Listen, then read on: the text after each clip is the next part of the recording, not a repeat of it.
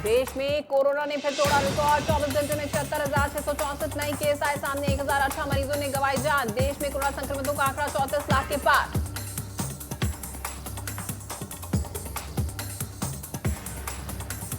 पंजाब में कोरोना का कहर जारी। संक्रमितों का आंकड़ा 39,000 के पार। एक्टिव मामलों की संख्या 15,000 के पार।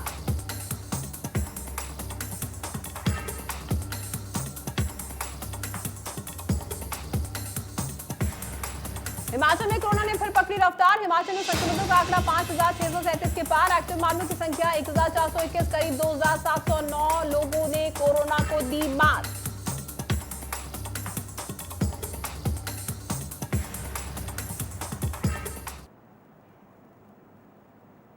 नमस्कार, आप देख रहे हैं इंडिया न्यूज पंजाब हिमाचल। मैं हूं आपके साथ तरनजीत। बुलेटिन की शुरुआत करते हैं। इस वक्त की बड़ी खबर आपको बता देते हैं। पोस्ट मैट्रिक स्कॉलरशिप घोटाले मामले में श्रोमणी अकाली दल के नाभा में धरना प्रदर्शन जारी है। कैबिनेट मंत्री साधु सिंह धर्मसोत का पुतला भी जलाया गया। 64 करोड़ रुपए के घोटाले का आरोप लगाया गया है। धर्मसोत को कैबिनेट मंत्री पद से हटाने की भी यहां पर मांग की जा रही है। 64 करोड़ रुपए के घोटाले का आरोप लगा है उन पर और धर्मसोत को कैबिनेट मंत्री पद से हटाने की मांग की जा रही है।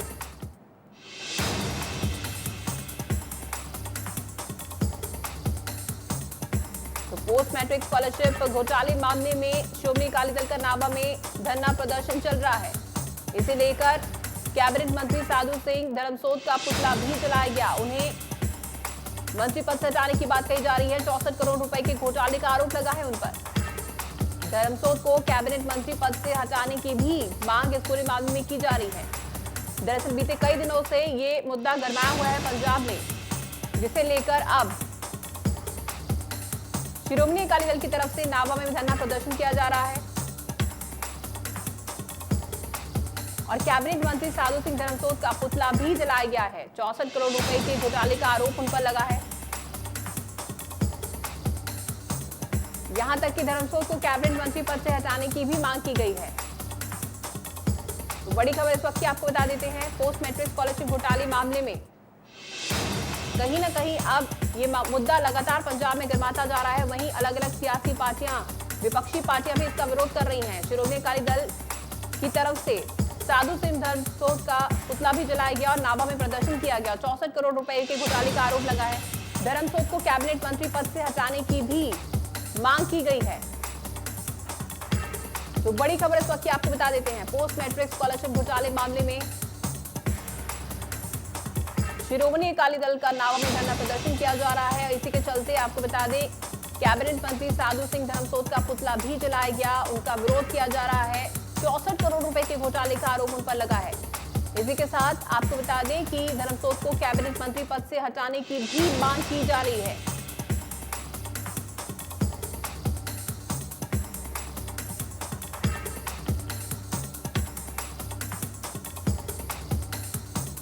श्रोमणी अकाली दल का नाभा में धरना प्रदर्शन किया जा रहा है। ये मुद्दा बीते दिन आपको बता दें मानसून सत्र के दौरान भी गरमाया था सदन में।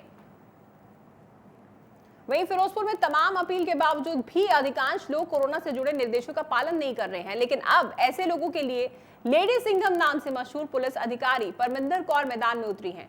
धड़ाधड़ चालान काटे जा रहे हैं और लोगों को कोरोना के संक्रमण काल में तमाम प्रोटोकॉल का पालन करने की नसीहत भी दी जा रही है। पिछले 2 दिनों से फिरोजपुर में मास्क नहीं पहनने वालों के चालान काटे जा रहे हैं। पुलिस अधिकारी परमिंदर कौर ने इस दौरान बताया कि कोरोना को देखते हुए पुलिस बल लगातार लोगों के लिए काम कर रहा है। फिरोजपुर को कोरोना मुक्त बनाया जाए, इसके लिए लगातार अपील भी की जा रही है। लेकिन कुछ लोग हिदायतों को सीरियसली नहीं ले रहे हैं। ऐसे तत्वों के खिलाफ सख्ती बरती जा रही है। उन्होंने कहा कि ऐसे लोग शायद चालान के डर से निर्देशों का पालन करें।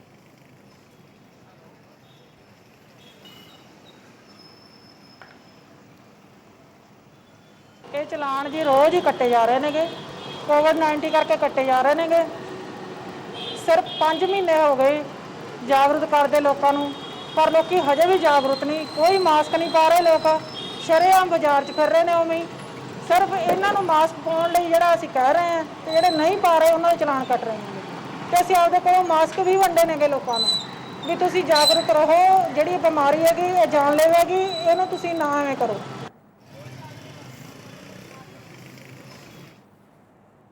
लेडी संगम सड़क पर उतरी और उनकी तरफ से सख्ती की जा रही है। निर्देशों का पालन नहीं करने पर यहां पर चालान काटे जा रहे हैं। जो लोग मास्क नहीं पहन रहे हैं, सोशल डिस्टेंसिंग की धज्जियां उड़ा रहे हैं, उनके भी चालान काटे जा रहे हैं। तो एक अच्छी पहल फिरोजपुर में की जा रही है। हालांकि इससे पहले भी पुलिस प्रशासन की तरफ से पूरी सख्ती दिखाई जा रही थी, लेकिन अब कहीं ना कहीं ये सख्ती और बढ़ा दी गई है।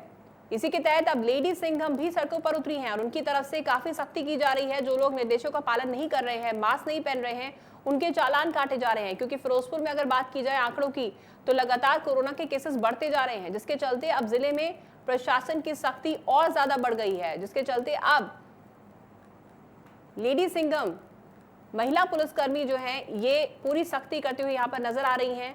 और जो लोग मास्क नहीं पहन रहे हैं, जो लोग निर्देशों का पालन नहीं कर रहे हैं, उनके चालान यहाँ पर काटे जा रहे हैं।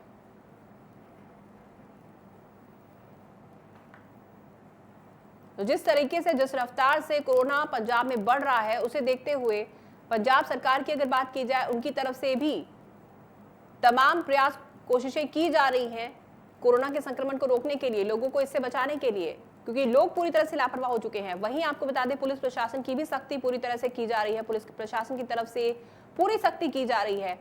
इसी के तहत फिरोजपुर की अगर बात कर लें, तो फिरोजपुर में सख्ती और बढ़ा दी गई है। जो लोग मास्क नहीं पहनते हैं, उनके चालान काटे जा रहे हैं और जो लोग दिशा निर्देशों का पालन नहीं कर रहे हैं, उनके चालान लगातार यहाँ पर काटे जा रहे हैं, ताकि लोग कोरोना संक्रमण से बच सकें। क्योंकि लगातार फिरोजपुर में भी केसेस बढ़ रहे हैं।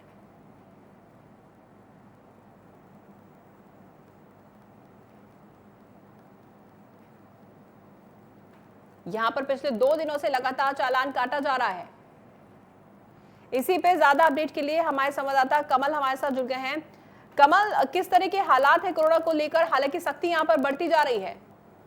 जी, मैं बताना चाहता हूँ, कोरोना को लेकर आज दिन ब दिन जो बद से बदतर हो जा रहे हैं, रोजाना केसों के आने की गिनती बहुत बढ़ रही है। कल भी जो केस आए थे फिरोजपुर में 92 केस आए थे और 3 की डेथ हो चुकी थी। सबसे बड़ी बात है, कल के केसों में जीरा के एमएलए कुलबीर जीरा भी पॉजिटिव आए थे। बात की जाए पुलिस प्रशासन की, पुलिस प्रशासन पूरी तरह से लगा हुआ है।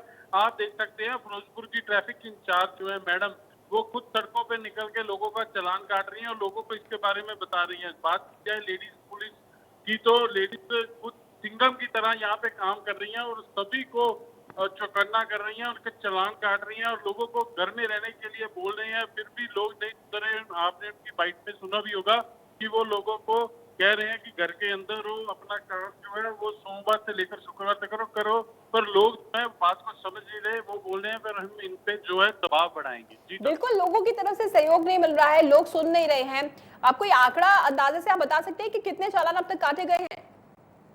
जी, मैं बताना चाहता हूँ, चालानों की गिनती तो नहीं बताई, पर उन्होंने ये बोला है कि जितने भी चालान है सभी तकरीबन जो है आज तक ट्रैफिक इंचार्ज और नोडल अफसर की तरफ से 4700 चालान काटे जा चुके हैं फिरोजपुर में।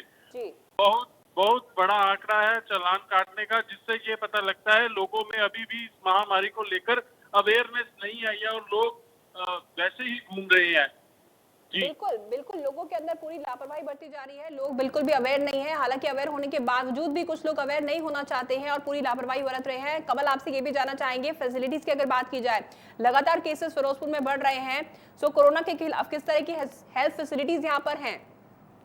जी, मैं बताना चाहता हूँ, मेडिकल की फैसिलिटी को लेके अभी तक प्रशासन की जो बातें सामने आई हैं, हमने अपने इंडिया न्यूज चैनल के माध्यम से भी दिखाया था। प्रशासन की कई पोलें खुली हैं। जब आइसोलेशन वार्ड की बात की जाए, वहां पे भी लोगों को सुविधा नहीं मिल रही। लोगों में सबसे बड़ी हिचकिचाहट की बात ये है कि कोरोना होने के बाद जो है लोगों को कोई मेडिसिन का कुछ नहीं पता, तो कैसे ये महामारी कैसी है, लोग अब इसको लाइटली ले रहे हैं। और बात की जाए हेल्थ की, हेल्थ का जो यहाँ पे सीन है अभी तक इतना बड़ा नहीं दिख रहा, क्योंकि जो हुकूमत आइसोलेट सेंटर वगैरह बनाए गए हैं हुकूमत सिंह वाला में और फिरोजपुर में, वहाँ पे पेशेंटों की गिनती काफी हो चुकी है और भरे पड़े हैं। यहाँ से मेडिकल कॉलेज फरीदकोट में भेजा जा रहा है।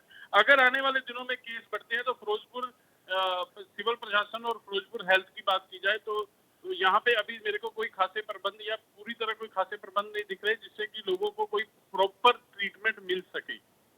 तमाम अपडेट के लिए कमल बहुत बहुत धन्यवाद। तो यहाँ पर प्रशासन की सख्ती दिख रही है। यहाँ पर लेडी सिंघम भी सड़कों पर उतरी हैं और उनकी तरफ से चालान लोगों के काटे जा रहे हैं। जिस तरीके से हमारे संवाददाता ने बताया कि 4300 से ज्यादा चालान काटे जा चुके हैं बीते 2 दिनों में, जिससे कि साफ जाहिर होता है कि लोग कितने ज्यादा लापरवाह यहाँ पर हो चुके हैं।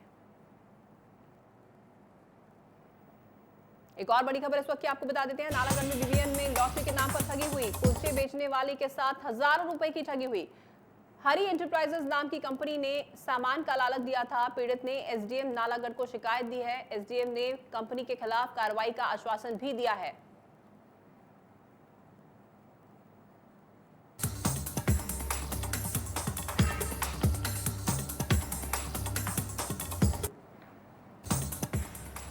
तो बड़ी खबर इस वक्त की आपको बता देते हैं। नालागढ़ से बड़ी खबर सामने आ रही है, जहां पर बीबीएन में लॉटरी के नाम पर ठगी हुई है।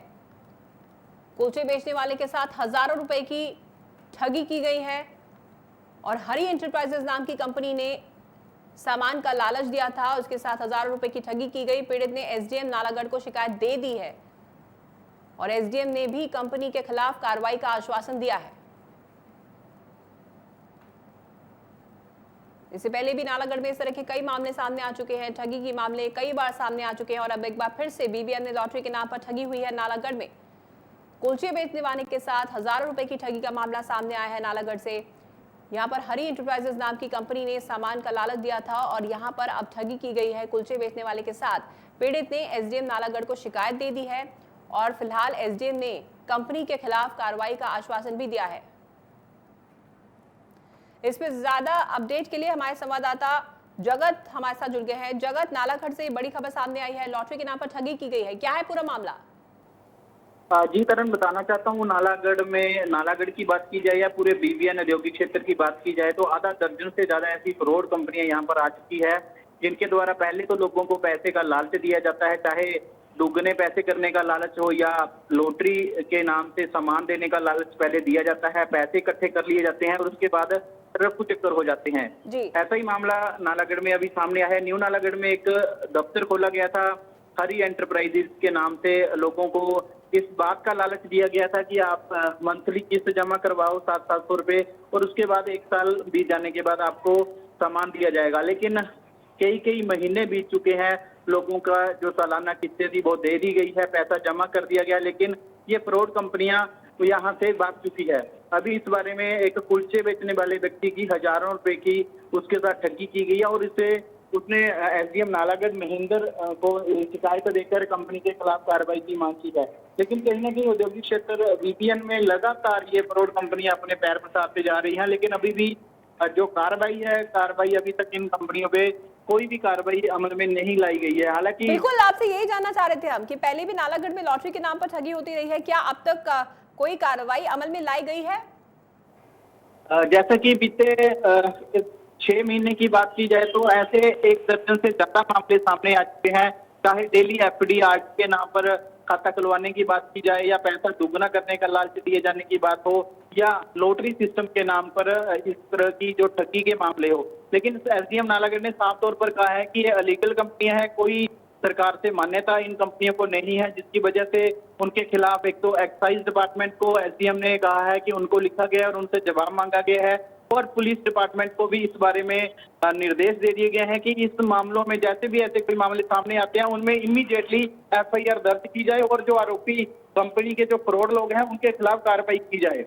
अब देखना यही होगा कि कब जो ये फ्रॉड कंपनियां हैं यहाँ पर जो अपने लगातार पैर पसार रही थी, करोड़ों रुपया लेकर यहाँ से भाग चुकी है। गरीब लोग अपना 1-1 रुपया इकट्ठा करके, एक कुलचे बेचने वाला 1-1 रुपया इकट्ठा करके इनके पास जमा करवाता है, लेकिन ये कंपनियां उनसे हजारों लाखों करोड़ों रुपया लेकर यहाँ से फरार हो चुकी है। अब देख रहे हैं यही होगा कि इन पे क्या कार्रवाई होती है। जी तमाम अपडेट के लिए बहुत बहुत धन्यवाद।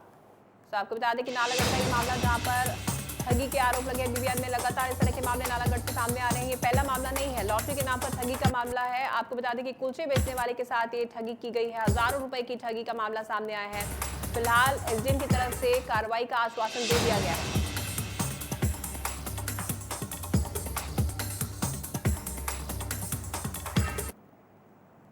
वहीं जालंधर में थाना फ्लोर की पुलिस ने नशा तस्करों पर शिकंजा कसते हुए हेरोइन और अफीम के साथ 4 लोगों को गिरफ्तार किया है। इनमें 2 औरतें भी शामिल हैं। गिरफ्तार लोगों के पास से हेरोइन और अफीम के अलावा 5 मोबाइल फोन और रुपए भी बरामद हुए हैं। फिलहाल पुलिस के मुताबिक उन्होंने गुप्त सूचना के आधार पर यह कार्रवाई की और 4 लोगों को शनि मंदिर के पास से गिरफ्तार किया। ये चारों एक गाड़ी पर सवार थे। गिरफ्तार लोगों के पास से 850 ग्राम अफीम, 74 ग्राम हेरोइन और 1,22,000 रुपए कैश भी बरामद हुआ है।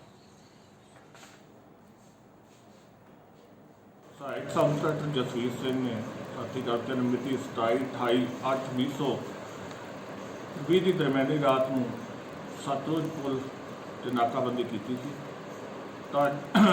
ब्रिजा गड्डी PB 09AJ 3867 में 2 औरतां ते 2 नौजवान सी, जिन्हों चैक करते इन्होंने पासों 850 ग्राम फीम ते 75 ग्राम हीरोइन बरामद हुई।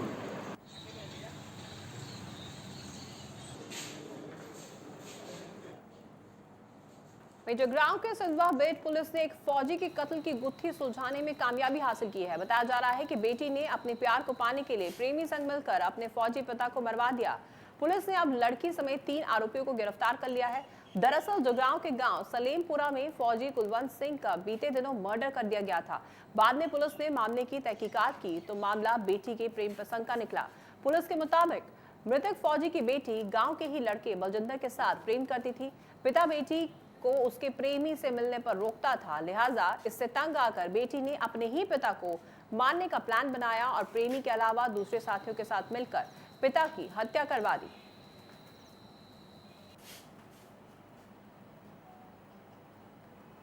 जगरांव के सलेमपुरा का ये मामला, जहां पर रिश्तों को शर्मसार कर देने वाली घटना सामने आई है। एक बेटी ने अपने ही पिता का कत्ल करवा दिया।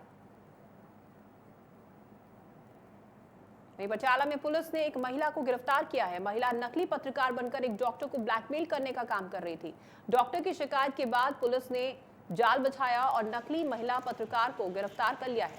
फर्जी तौर पर पत्रकार बनी महिला एक डॉक्टर को ब्लैकमेल कर रही थी और लगातार पैसे देने का दबाव बना रही थी।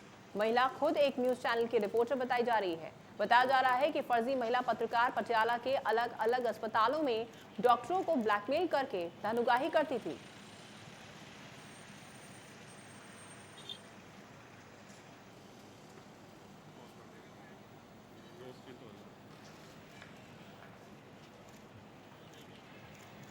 आपको बता दें कि ये फर्जी पत्रकार डॉक्टरों से पैसे की उगाही के लिए उन्हें ब्लैकमेल करती थी। फिलहाल पुलिस की तरफ से इस फर्जी महिला पत्रकार को गिरफ्तार कर लिया गया है।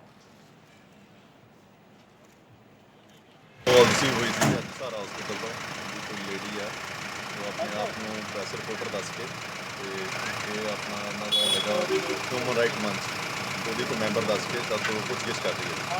ਉਹ ਮੈਨੂੰ ਬਲੈਕਮੇਲ ਕਰਨ ਵਾਲੀ ਉਹਨਾਂ ਦੀ ਥੋੜੀ ਇੰਟੈਂਸ਼ਨਸ ਲੱਗੀਆਂ। ਜਦ ਉਹ ਮੈਨੂੰ ਆਪਣੇ ਕਿਸੇ ਵੀ ਐਂਗਲ ਤੋਂ ਕਲੀਅਰ ਕੱਟ ਆਪਣੀ ਆਇਡੈਂਟੀਟੀ ਨਹੀਂ ਡਿਸਕਲੋਜ਼ ਕਰ ਰਹੇ ਸੀਗੇ ਤੇ ਮੈਨੂੰ ਸਿਰਫ ਇਹੀ ਬਾਰ-ਬਾਰ ਕਿਹਾ ਜਾ ਰਿਹਾ ਸੀਗਾ ਦੇ ਡਿਮਾਂਡਡ ਅਰਾਊਂਡ 10,000 ਫਰੋਮ।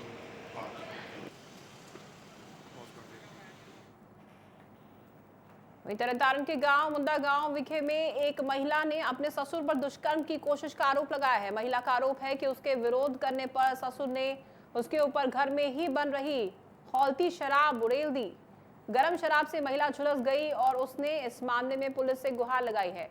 महिला के मुताबिक उसका पति जब खेतों में काम करने गया था तभी घर में मौजूद ससुर ने उसके साथ जोर जबरदस्ती शुरू कर दी। विरोध करने पर गुस्साए ससुर ने खौलता हुआ शराब उसके ऊपर रेल दिया। फिलहाल पुलिस ने शिकायत दर्ज करके मामले की जांच के लिए एक टीम गठित कर दी है।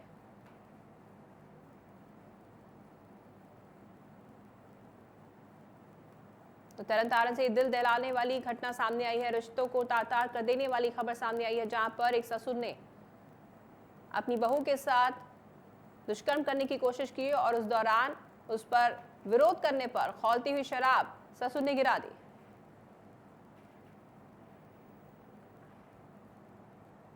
वहीं कोरोना के संक्रमण काल में कई ऐसे परिवार भी हैं जिनके सामने रोजी रोटी का संकट काफी अरसे से खड़ा है। ऐसा ही एक परिवार तरनतारन के गांव घरियाला में है। इस परिवार के पास ना तो 2 वक्त की रोटी नसीब हो पा रही है और ना ही मकान ही ठीक है जो बरसात के मौसम में उन्हें आसरा दे सके।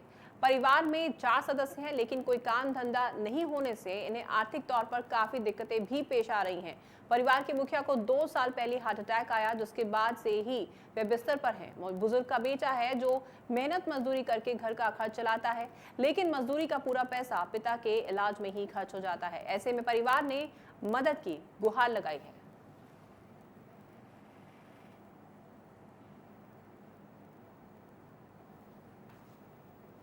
तो तरन तारण का ये मामला, जहां पर ये परिवार गरीबी की मार झेल रहा है, इसी के साथ कोरोना काल में भी खास तौर पर रोजगार न होने के चलते इस परिवार को और भी ज्यादा दिक्कतों का सामना करना पड़ रहा है। घर का मुखिया बीमार है, बीते साल हार्ट अटैक आया था, उसके बाद से ज्यादा बीमार होने की वजह से अब घर के हालात और बिगड़ते जा रहे हैं।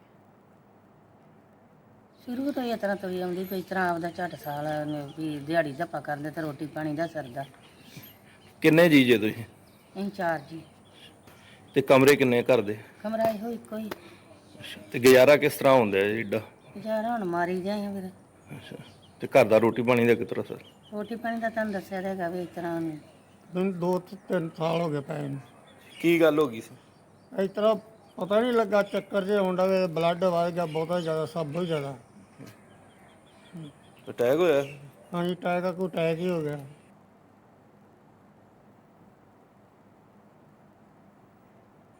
तो आपको बता दें कि इस परिवार पर गरीबी की मार पड़ रही है, जिसके चलते उन्होंने मदद की गुहार लगाई है। पुलवामा में सुरक्षा बलों और आतंकियों में मुठभेड़ हुई। सुरक्षा बलों ने 3 आतंकियों को ढेर किया। मुठभेड़ में सेना का एक जवान भी शहीद हुआ। घाटी में सेना का सर्च ऑपरेशन फिलहाल जारी है। आपको बता दें कि कल भी शोपिया में 4 आतंकियों को ढेर किया गया था।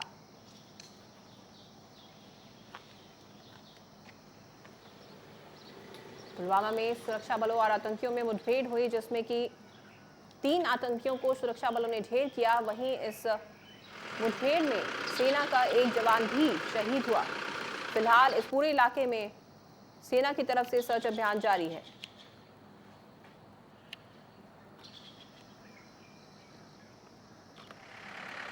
आपको बता दें कि लगातार इस तरीके की साजिशें पुलवामा में की जा रही हैं आतंकियों की तरफ से। बीते कल भी यहां पर कश्मीर में सुरक्षा बलों के साथ मुठभेड़ में 4 आतंकी मारे गए थे और एक आतंकी ने सरेंडर भी किया था। इस तरह से सुरक्षा बलों ने 24 घंटे में जम्मू कश्मीर में 7 आतंकियों को मार गिराया है। वहीं सेना के मुताबिक दक्षिण कश्मीर के पुलवामा के जदूरा गांव में सुरक्षा बलों ने 3 आतंकियों को आज मार गिराया है और वहीं इस पूरी मुठभेड़ में सेना का एक जवान भी शहीद हुआ है। फिलहाल सेना की तरफ से इस पूरे इलाके में सर्च अभियान जारी है। आपको बता दें कि जम्मू कश्मीर में 24 घंटे में ये दूसरा एनकाउंटर है। कल भी शोपिया में 4 आतंकियों को ढेर किया गया था और एक आतंकी ने सरेंडर किया था। और कुल मिलाकर अगर देखा जाए तो सुरक्षा बलों ने 24 घंटे में जम्मू कश्मीर में 7 आतंकियों को मार गिराया है। यानी कि कल 4 आतंकियों को मारा था और आज 3 और आतंकियों को ढेर किया गया है, यानी कि 7 आतंकियों को मार गिराया है। वहीं आपको बता दें कि इस मुठभेड़ में सेना का एक जवान भी शहीद हुआ है। फिलहाल इस घाटी में सेना का सर्च अभियान जारी है।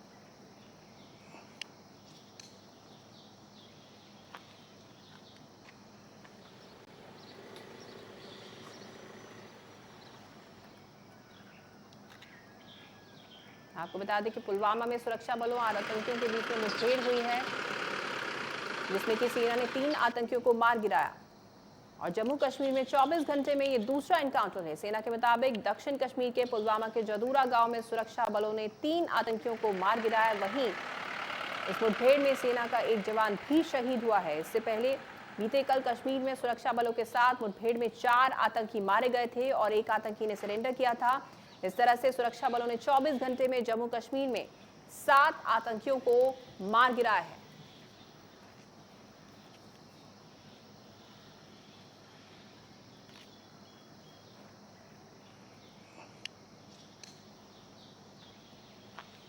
इस बुलेटिन में फिलहाल इतना ही। आप देखते रहिए इंडिया न्यूज पंजाब हिमाचल।